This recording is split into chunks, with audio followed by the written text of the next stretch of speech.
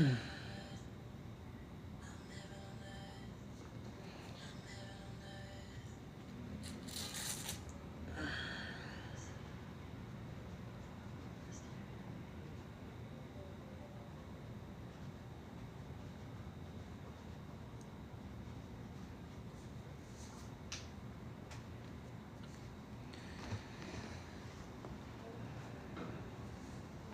gonna let the room fill up a little bit before I start saying anything.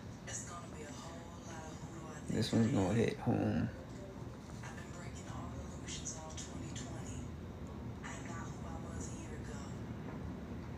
Thank you for everybody that's coming in, though. Appreciate it. Bear with me. Just give it a few minutes. I'm just waiting for a few more to come in before I start.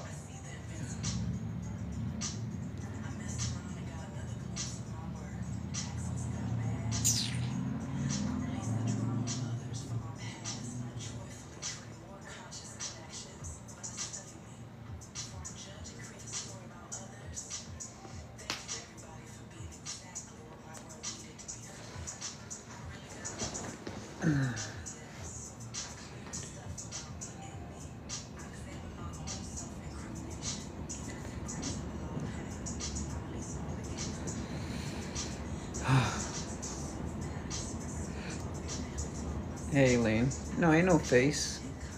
I just don't want to be repeating myself when it comes to what I'm about to touch on. Oh, if you know me, I'm always smiling.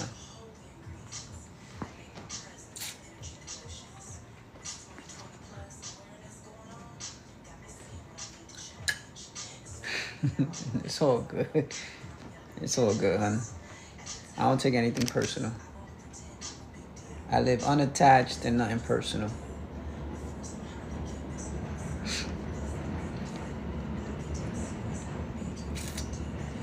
Give it another minute before I start talking.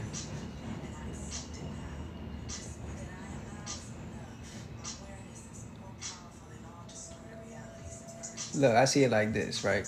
Elaine, since you're on that topic, I don't take anything personal because everything is a personal reflection of someone, however they feel me, however they see me, right? So if someone sees me sad, that's because they recognize the sadness within themselves. No offense.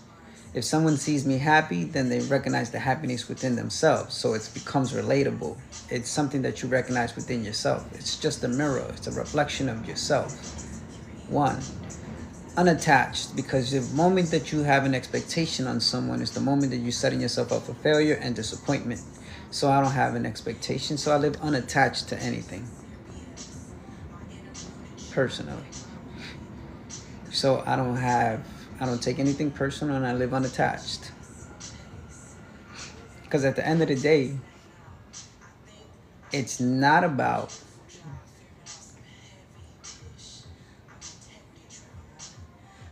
I lost a train of thought there.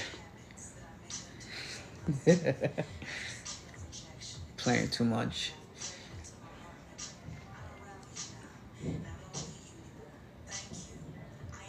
I lost train of thought. You made me lose train of thought.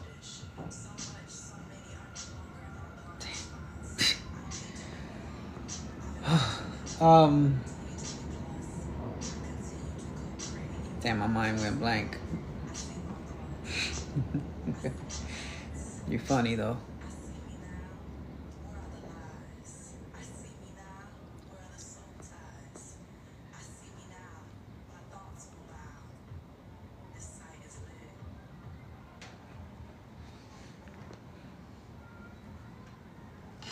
Hey, mommy.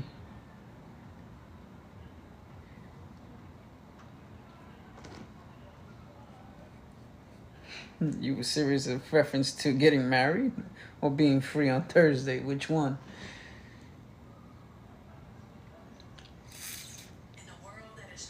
Listen, what I've noticed, let me lower this a little bit because I don't know how loud it comes out on your end. It's on a Thursday only. Thursday already passed, so it's too late.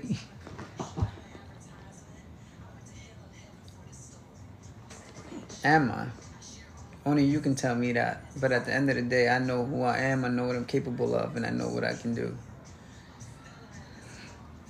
Thank you. Appreciate it.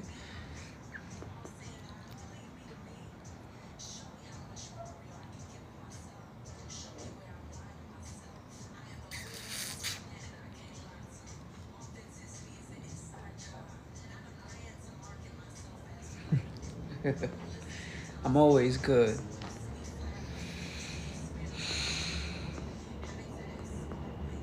Alright, so I'm gonna start.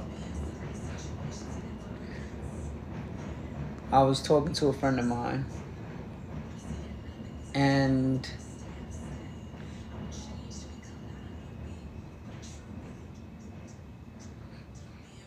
I'm always down for the gym. I'm actually going to the gym. Thank you for the love. Thank you for the hearts. I'm always down for the gym. One, can you keep up? Is the real question. Because as much as I trained my body, I've trained my mind.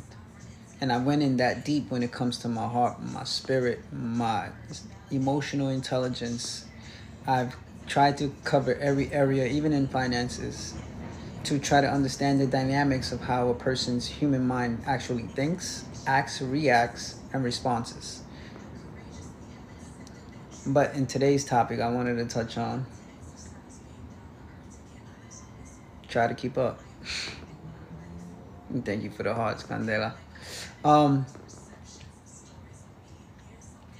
So I was talking to a friend of mine, and I asked her, what is your relationship between you and your parents? She comes out and says that her grandmother raised her, and that she had a little resentment towards her parents because they didn't raise her. And thank you for the follow. She was like, she had a little resentment towards the parents, but she forgave them. I said, no, you didn't. What was your last relationship like? And she was like that it was kind of like toxic. I said, exactly. Because how you was raised, the way you were looking for attention from your parents or grandparents is exactly how the attention that you attract when it comes to a relationship that you're dealing with when it comes to on your personal level. So you tend to mirror as a child, as an adult, from your childhood memories is reflecting because you haven't healed from, you haven't forgiven, you haven't let go, you haven't restored. You're walking around with open wounds and you're cut, right? So you're bleeding all over every individual that you come across in contact with. So a lot of people tend to say that they're in toxic relationship, but in reality, they're just a reflection of their own childhood memories and upbringings because they haven't healed from their parents. They haven't forgiven their parents for all the trauma, from all the situations that they've been in. And they are holding grudges. Happy Friday. They're holding grudges to every... Hey, Jazz. They're holding grudges, right? And they tend to carry that on into their relationships, into their next situation, into every person they come in contact with. If it's just friendship, you still tend to look for some type of toxicity where you look for how to come into an argument, having a reason to an argument, right? And that is where you tend to think that that's normal, and that's how you get attention, and that's what you consider to be love. That's your interpretation of love.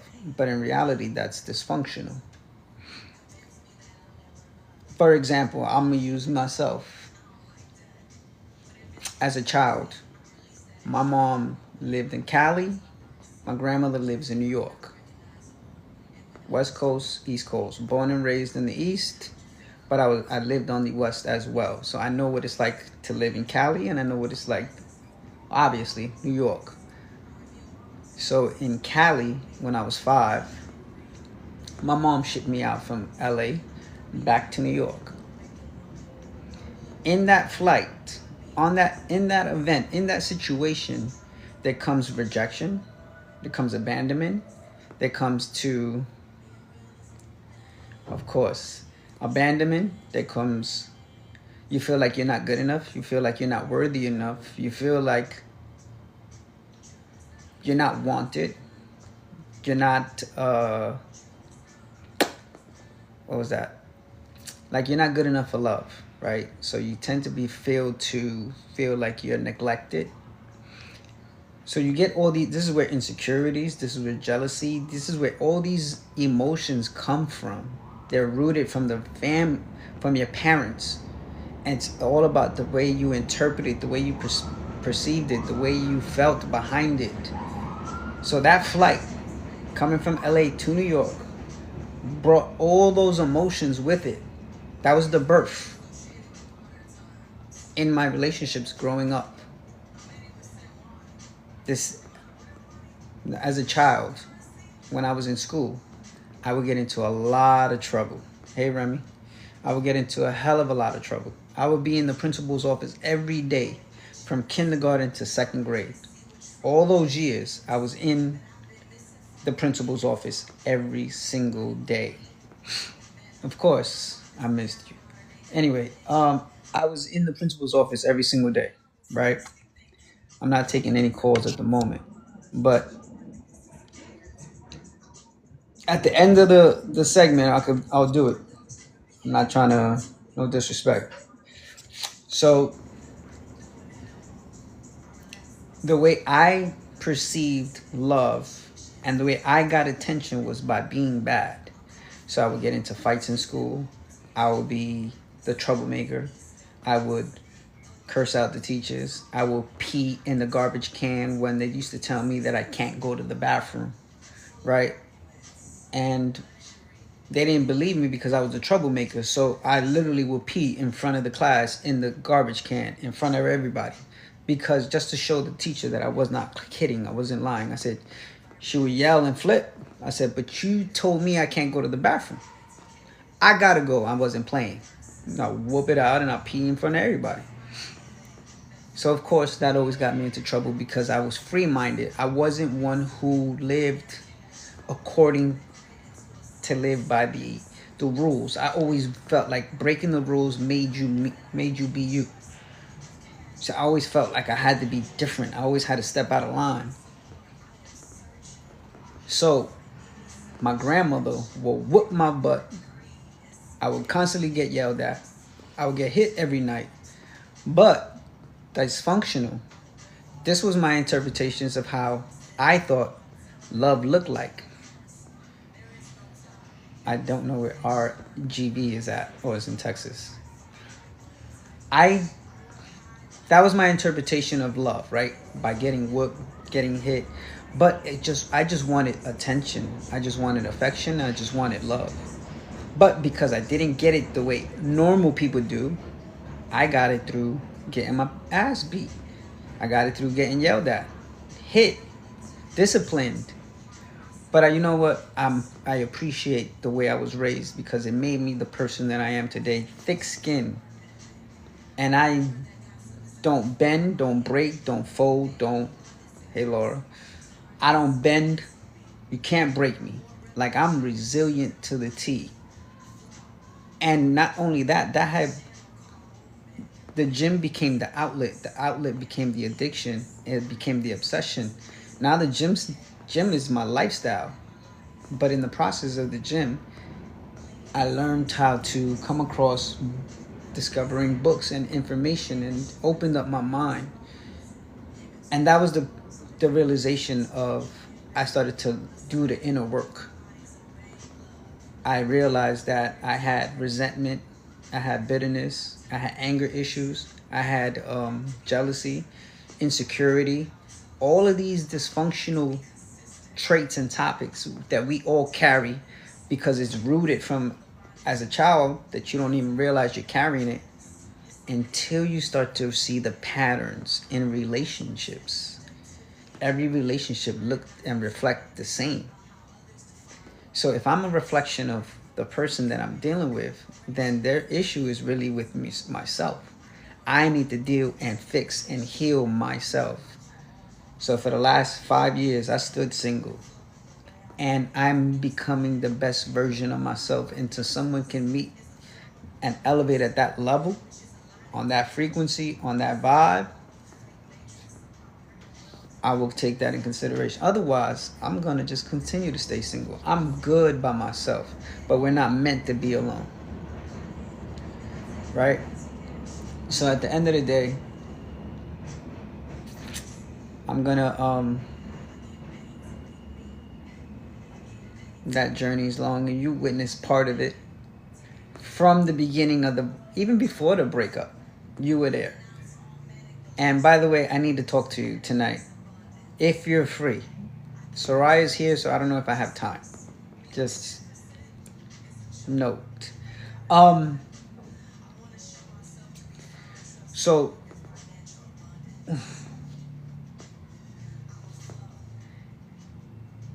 been before 5. Because I've been single for 5. You were there before I broke up with her. So I'm going to take that relationship as an example, by the way. That relationship, I started to see the patterns, the disrespect. I would tolerate the disrespect. I would tolerate the way she would yell at me until one day I said, hold up. Mind you, it was a short-term relationship. I said, hold up. I noticed, and that's when I started the journey. I started to read about, actually I was reading before that. But I started to read about relationships on if that person, the moment they start to lose respect, the respect is gone. And once the respect is gone, the relationship is done and it's tarnished. She started to insult me. And when she insulted me, I warned her. 1, watch your mouth. Don't speak to me like that. I warned her again. She did it again. 2, watch your mouth. Don't speak to me in that manner. I'm not going to tolerate it. She did it the 3rd time. I said, pack your stuff and go home. I'm not going to tolerate that. I'd rather live alone and be happy, but it seems like it's lonely.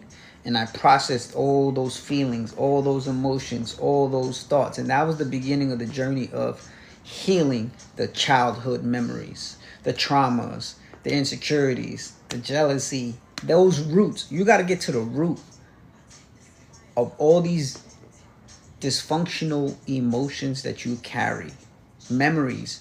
You guys are open, not everyone individually, but there are people who have open wounds and they're just bleeding all over people. And they're causing frictions and war. That's because they have never healed from their childhood memories. I spoke to my mom recently and I told her, of course, once the respect is gone, it's a done deal. It's over. I spoke to my mom recently and I told her, hey, Mom, listen, by the way, you know, when you shipped me from LA to New York, this is what I felt like. And I explained to her and I sat there and I said, listen, I just want you to know how it made me feel because this is going to be my healing journey for me. I told her, listen, I felt abandoned. I felt rejected. I felt like I wasn't worthy of your love.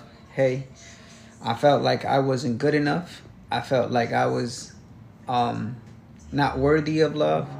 I felt like I didn't deserve love. Now, all these things fall into your finances, fall into your health, and it falls into your relationships. And this is how you treat yourself. You reject, you ignore your emotions, you ignore your feelings, you ignore your health issues, you ignore all these things, and you never really deal with them. Thank God I focused on my health at all times.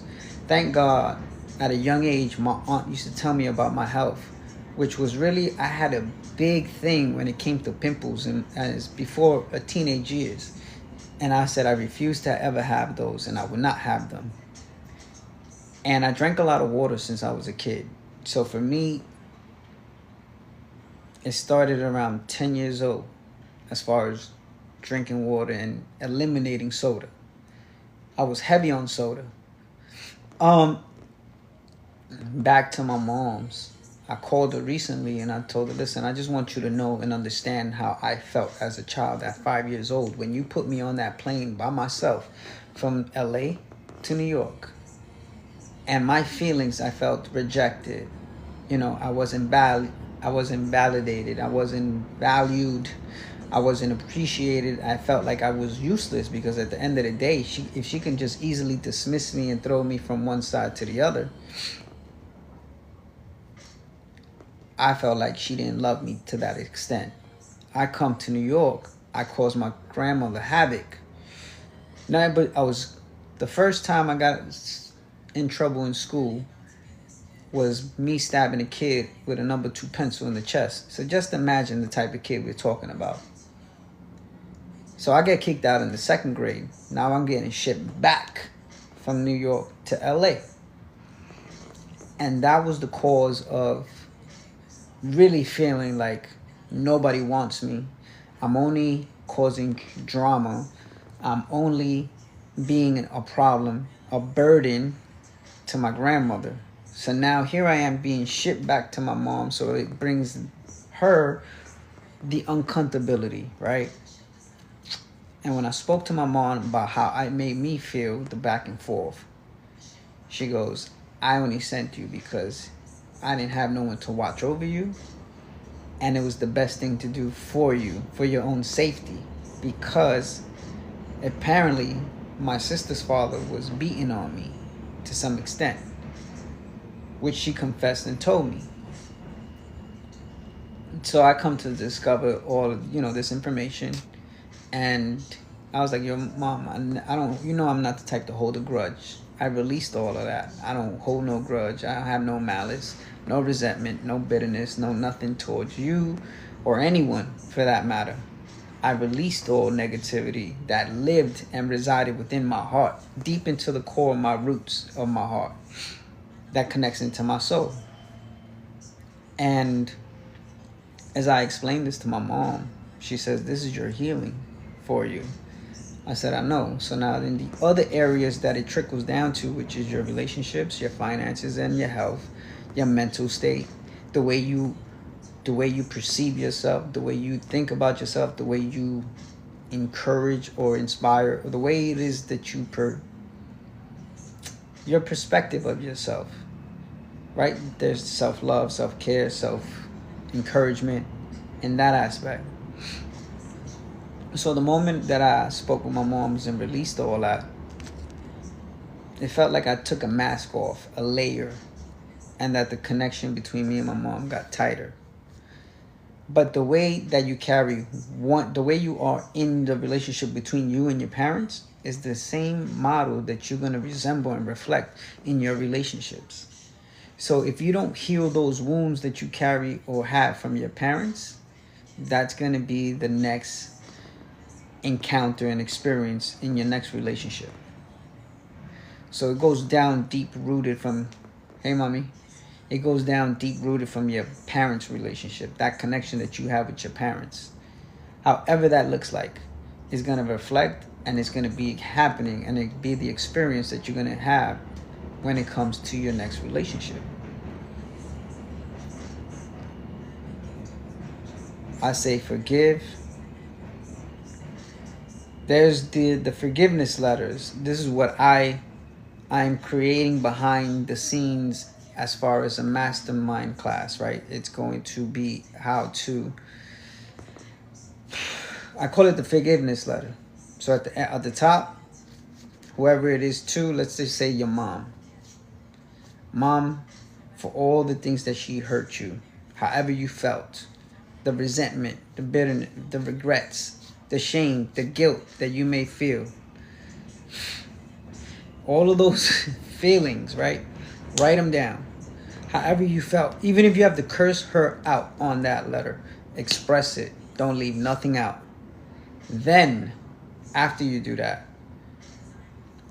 you forgive. And then you say, I release you in love. Let it all out. Pour your heart out into that letter. You got my DM. At the end, you just release it. Then there's gonna be the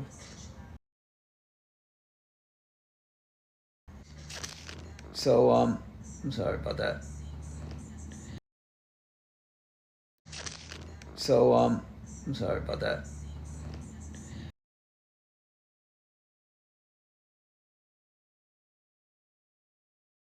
Then I'm in the process of creating it's a mentorship class. Then there's going to be the mastermind class. Then there's the one-on-one. So I'm creating a whole list of questions that you're going to have to answer. And then it's like a questionnaire. And this questionnaire, it's a reflection. And that reflection is for you to answer. So I just wrote a couple of them down just so you can get an idea of what I'm talking about. What are some of your fears? Right? What does success really look like for you? Who are you really? Like, who do you consider yourself to be? And I'm not talking about credentials, degrees, titles. Who are you when you strip every labels that you have placed on yourself? Who do you consider yourself to be? And were you neglected as a child? Do you neglect your emotions? What is your vision for your life? What are your fears? And what do you want out of life? And that's just some of the questions that will be, it's a long questionnaire. That's only 7. That was the first 7. There's about at least, I'm not even lying, maybe it's about 100 or 200 in there already. And I'm going to continue to create. And then there's going to be projects. The love letters is just one of them. There's going to be the do, have. No, it's going to be what do you want out of life? What do you have to do in order to have the things that you want in life, that you desire? And who do you need to become so that you can accomplish, achieve, succeeding, and attaining, proceeding that lifestyle that you want to live? That's just one of the many of the projects that I have in the process of creating it.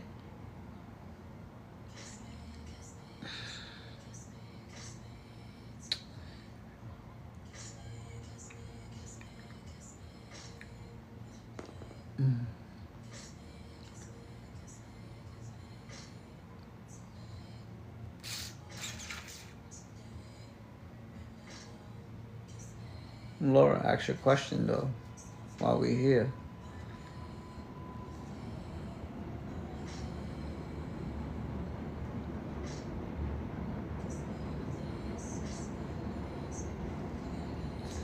And if anybody, hello. If anybody wants to do how do you call it? However it is that you could join the live on a phone call, let me know.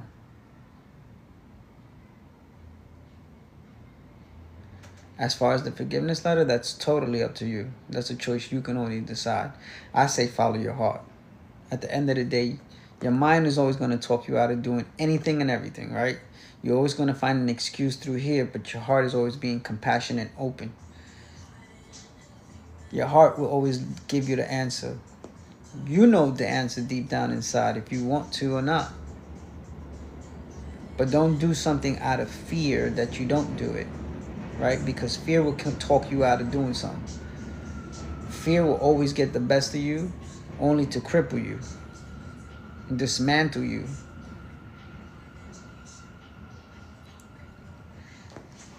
Fear was only designed in this lifetime to keep us safe from ever doing something that's going to cause you from dying. That's it. Most of the things that you fear are not going to kill you. They're not going to harm you. They're not going to eliminate you. They're not going to execute you. Like a lot of the things that you are afraid of, if you really think about it, is your life going to be jeopardized in the process of it? No, it's not. Fear is just false illusions. False evidence appeared real. It's all false illusions. Fear wouldn't exist. I see fear as your shadow. If you didn't exist, fear wouldn't exist. But the more you give it attention, the more you give your power away so that it becomes more powerful than yourself. It's just reflecting the power that you give it.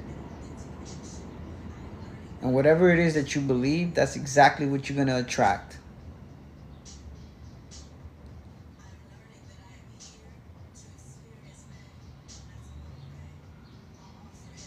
And you conquered your fear. You overcame those fears.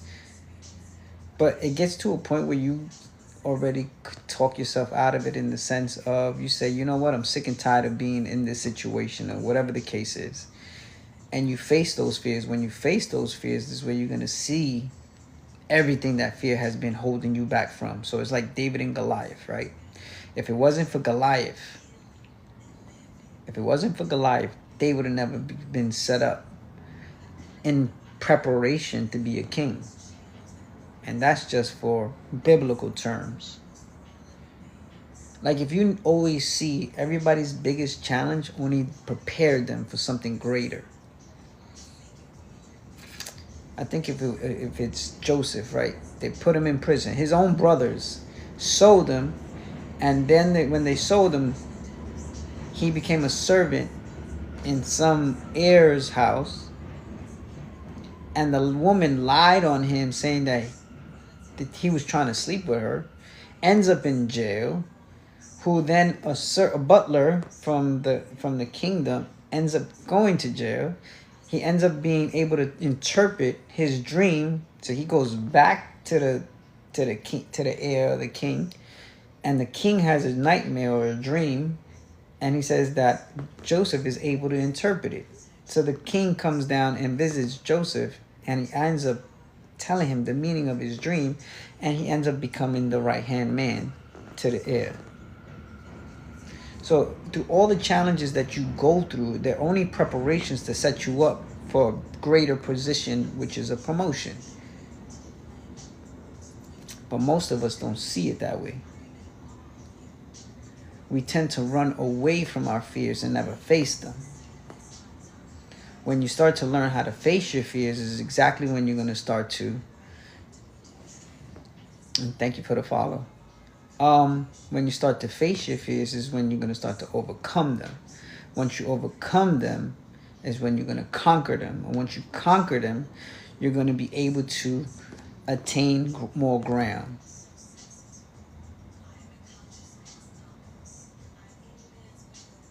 Thank you for the follow.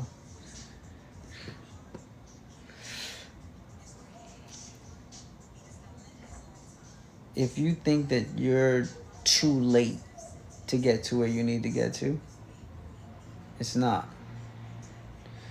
Life is perfectly it's perfect where you are. You're at the right place, at the right time, where you need to be, at the position. But now I'm saying to you is open up your mind. Never late. You're always on time. When it's meant, that's when it'll be. Is that we always want to have a microwave success. We want things instantly. We want things simultaneously, but we want our gratifications to be fulfilled at the present moment in time. We don't have patience, but when you put a seed and you put it in the ground in order for it to blossom, it doesn't happen overnight. And a lot of people want overnight success. Whatever it is that if they want to be someone successful in whatever field you're in, singer, actor, writer, even a coach, a life coach, whatever the case is, right? It doesn't happen overnight. All you got to do is be prepared for that time frame so that when the promotion comes, you're prepared for it. You don't fumble. You don't drop the ball, per se. Everything takes time. Everything takes time. But you got to constantly water it, right? Nurture it. Maintain it. In order for it to flourish, blossom, and bloom.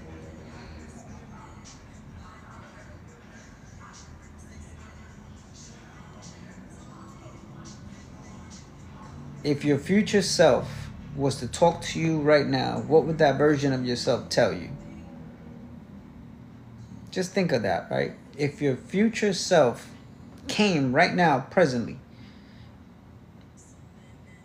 Yeah, it was at the same time. If your future self came and met you today, what were your future self tell you?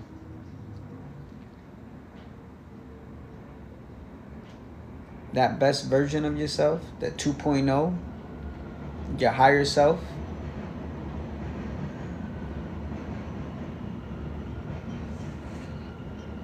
Your higher self is always preparing you, testing you. Life is full of lessons, right?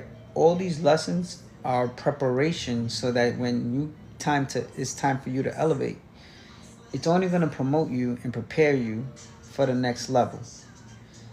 And you're not given more than you can handle. You're given everything that's going to prepare you for the position that you're getting and prepared for. And preparations for. Excuse me.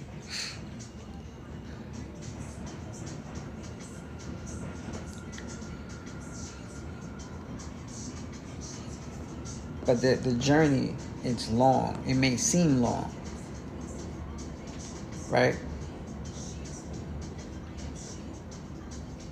But it's not.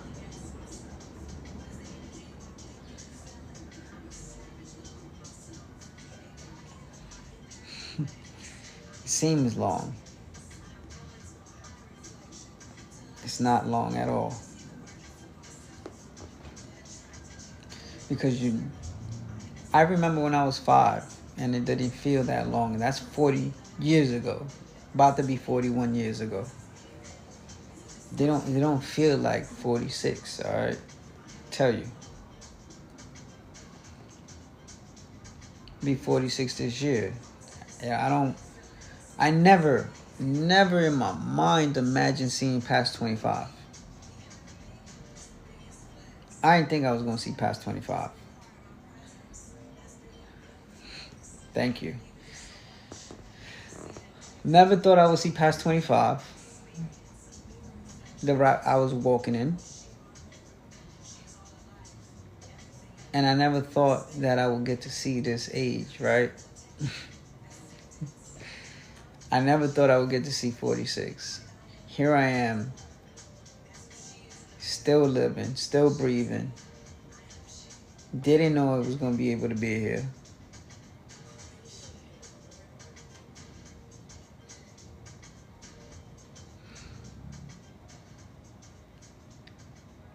And now I'm here giving advice through all the drama that I've been through.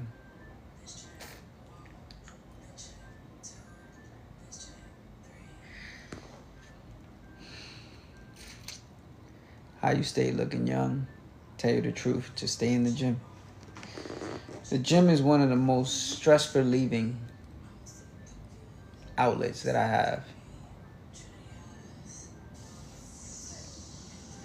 You're welcome.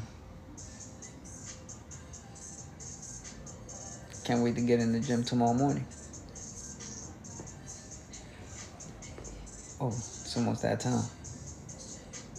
So if I'm just setting up that mastermind class, the mentorship class, and then I'm gonna throw the one-on-one in there. The gym is actually, tell you something about the gym. The gym gives you creativity.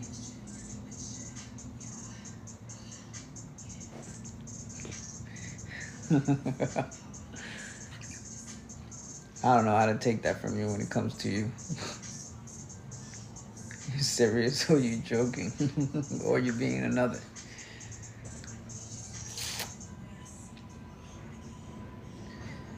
The gym helps out a lot. It allows you to release a lot of stress. It allows you to heal a lot of wounds. It teaches you a lot about yourself.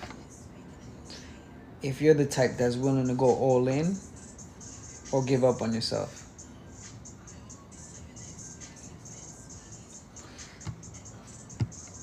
I actually worked out alone for the last what is it? Maybe about 5 years now. And tell you the truth, I wouldn't want a gym partner in today's day.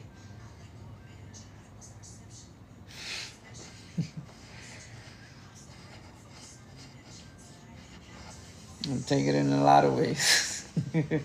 Coming from you.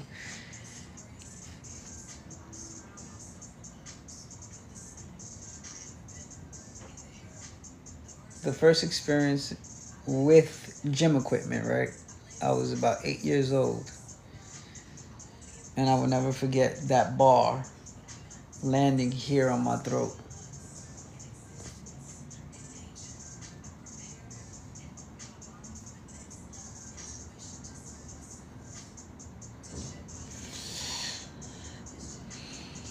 When that bar hit that throat, as far as the way you deal with your stress, there's no wrong way. As long as you get back to happy place. That's all that really matters, to be honest. For me, it's the gym. That's 1. Reading enlightenment is 2 for me. Seeing my daughter smile is 3. Right? There is no wrong way. And everybody has their own journey, but everybody has their own route. My goal is to always try to have you to get your GPS right in the right direction so that you can recalibrate.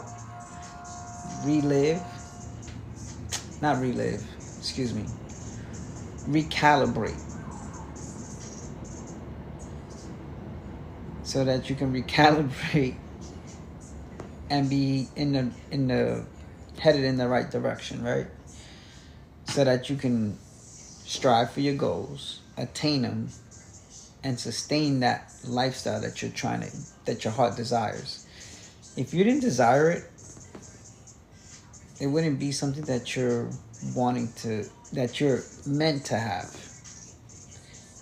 If you can believe it, you can attain it. If you can believe it, you have access to it. If you believe it, you already have access to it. But the moment you deny it is the moment you start to reject it. The moment you think it's impossible, it becomes impossible. The moment you think that you're not worthy of it, this is why I tell you, you got to heal those wounds from a child so that you can have access to the things that you've been limited by. So the moment you heal those wounds from the childhood memories, the traumas, you heal those wounds, you start to actually have access to all these things.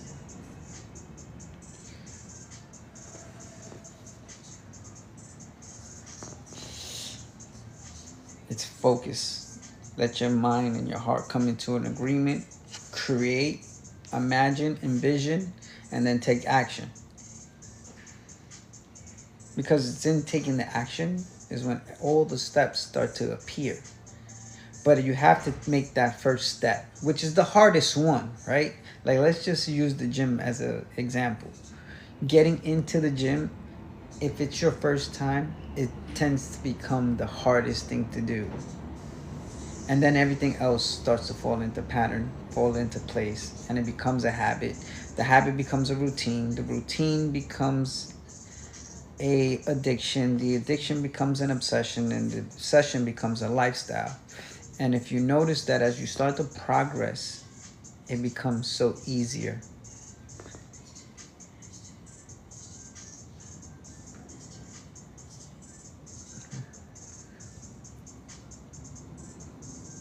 Appreciate it.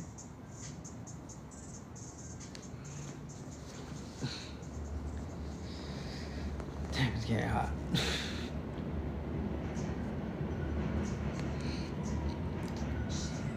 I'm about to cut it off though.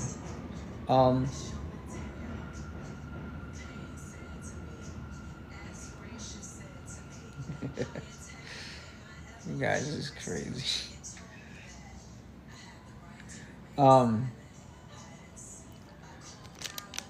But like I was saying,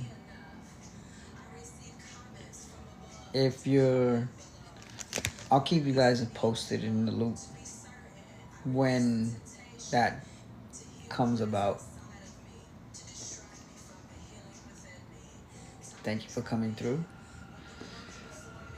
Thank you for showing love. Thank you for taking your time out. No comment. No, not Italian. Some people confuse me with that. No, Puerto Rican and Salvadoran.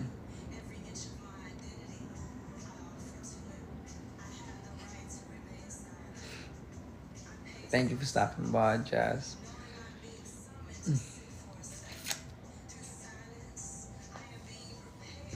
265. Thank you. I'll keep y'all in the loop. I'll keep you in the loop in reference. Take care, little man, for me. When I'm gonna design this thing, this course, and make it happen, I just need how to create it. It's all love, you know that. Damn. Shit. If I turn the AC on, you won't hear me, cause I got two of them. So I'll be on next week. If you guys ever want to touch on a particular subject, feel free to make any suggestions. Take care, God bless.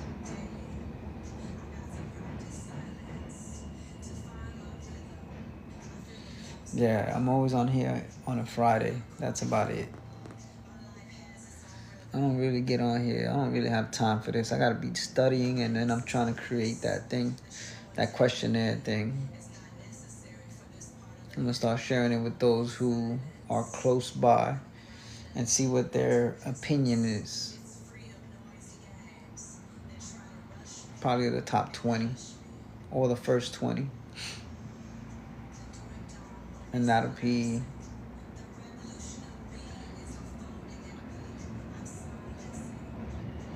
yeah, I do be MIA. I did disappear, come back.